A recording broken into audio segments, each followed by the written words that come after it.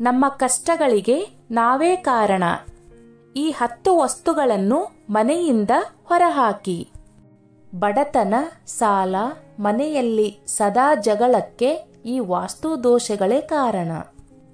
ವಾಸ್ತುಶಾಸ್ತ್ರದ ಪ್ರಕಾರ ಮನೆಯಲ್ಲಿ ಇರಿಸಲಾಗಿರುವ ಎಲ್ಲವೂ ನಮ್ಮ ಜೀವನದಲ್ಲಿ ಶುಭ ಅಥವಾ ಅಶುಭ ಪರಿಣಾಮಗಳನ್ನು ಬೀರುತ್ತದೆ.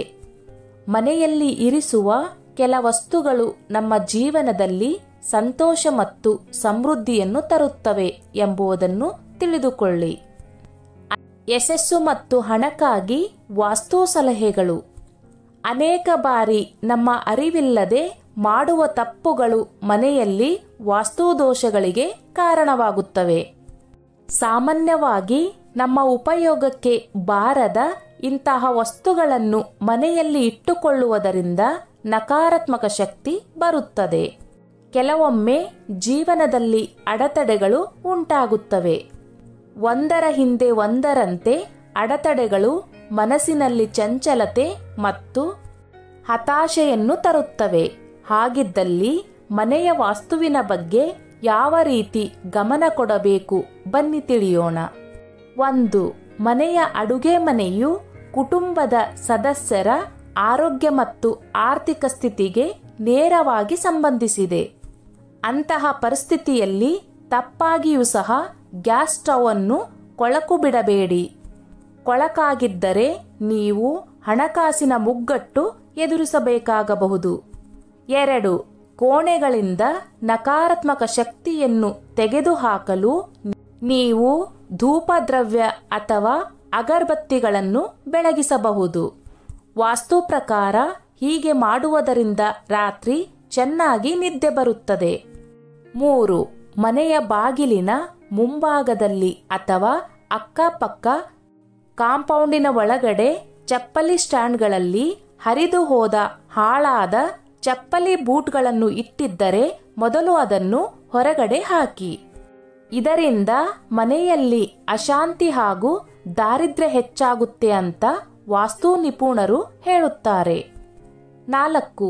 ಒಡೆದು ಹೋದ ಗಾಜಿನ ವಸ್ತುಗಳು, ಹಾಳಾದ ವಸ್ತುಗಳು, ಮುರಿದ ಹೋದ ವಸ್ತುಗಳು, ಉಪಯೋಗಕ್ಕೆ ಬಾರದ ವಸ್ತುಗಳನ್ನು ಮನೆಯಲ್ಲಿ ಇಟ್ಟುಕೊಳ್ಳಬಾರದು.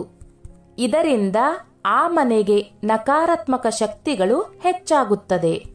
ಕೇತುವಿನ ಪ್ರಭಾವ ಹೆಚ್ಚಾಗುತ್ತದೆ. ಇದರಿಂದ ಮನೆಗೆ ಅಶುಭ ಫಲಗಳು ಸಹ ಹೆಚ್ಚಾಗುತ್ತದೆ. ಮನೆಯ ಅಂಗಳ ಹಾಗೂ ಮನೆಯ ಒಳಭಾಗ ಎರಡೂ ಕೂಡ ಯಾವಾಗಲೂ ಸ್ವಚ್ಛವಾಗಿಟ್ಟುಕೊಳ್ಳಬೇಕು. 5. ಎಷ್ಟೋ ಜನರ ಮನೆಯಲ್ಲಿ ಹಳೆಯ ಪೇಪರ್ಗಳು ಹಾಗೂ ಓದದೇ ಇರುವ ಹಾಳಾದ ಪುಸ್ತಕಗಳನ್ನು ಇಟ್ಟುಕೊಂಡಿರುತ್ತಾರೆ. ಅದು ಧೂಳಿನಿಂದ ಕೂಡಿರುತ್ತದೆ.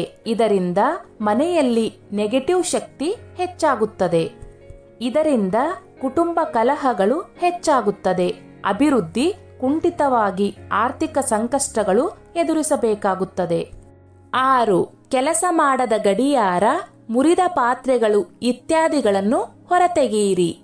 ವಾಸ್ತು ಪ್ರಕಾರ ನಿಂತ ಗಡಿಯಾರ ಅಥವಾ ಮನೆಯಲ್ಲಿ ಇಡಲಾದ ಮುರಿದ ಪಾತ್ರೆಯು ಮನೆಯಲ್ಲಿ ಆರ್ಥಿಕ ತೊಂದರೆಗಳು ಅಥವಾ ಬಡತನವನ್ನು ಆಕರ್ಷಿಸುತ್ತದೆ.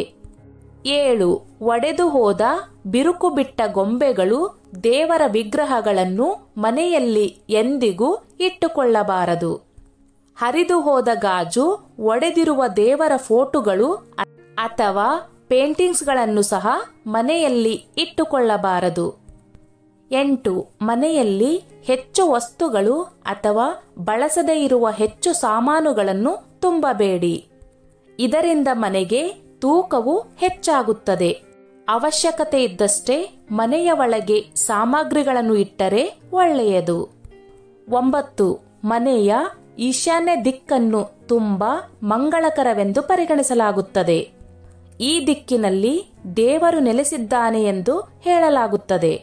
ವಾಸ್ತು ಪ್ರಕಾರ ಈಶಾನ್ಯದಿಂದ ಭಾರವಾದ ವಸ್ತುಗಳನ್ನು ತೆಗೆದುಹಾಕಿ.